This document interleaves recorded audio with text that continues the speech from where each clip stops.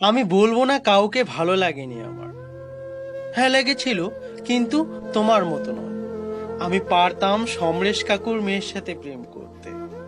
আমি পারতাম রনক কাকুর মেয়ের সাথে প্রেম করতে। আমি পারতাম ঝুমা আন্টির মেয়ের সাথে প্রেম করতে। তবে কেন করিনি জানো? কারণ তারা তো তোমার মতো এত মায়াবী আর সহজ সরল ছিল না। তোমার অগোছালো ছোট ছোট চুল, কানে হাটের কম দামি দুল, পরনে স্কার্ট আমায় বেকুল করেছিল প্রথম দেখায়। তারপর থেকে কত ভেবেছি তোমায় নিয়ে, তুমি যদি তা জানতে। জানি এ হয়তো হবার নয়, তবুও স্বপ্ন দেখতে তো আর কেউ বাধা দিতে পারে না। রঙিনের জীবনে কত কিছু হারিয়েছি, তোমাকে না পেয়েও হারানোর ভয়টা যেন বেশি। ছোটবেলায় অনেক রূপকথার গল্প শুনেছি। রূপকথায় রাজকুমারীকে পাওয়ার জন্য কত রাজকুমার পরীক্ষা দিত।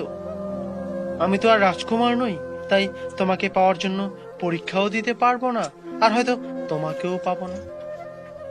তাই তোমার স্মৃতি নিয়েই সুখে থাকতে চাই।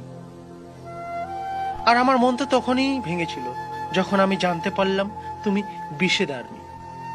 কারণ বিষেদা লোকটা ভালো ছিল না, তাকে কেউ পছন্দ করতো না, আর আমার পরিবারেও তোমাকে কেউ মেনে নিবে না। এসব প্রেম কাহিনীগুলো মনের ভিতরে জেগে ওঠে, আবার মনের ভিতরেই মরে যায়।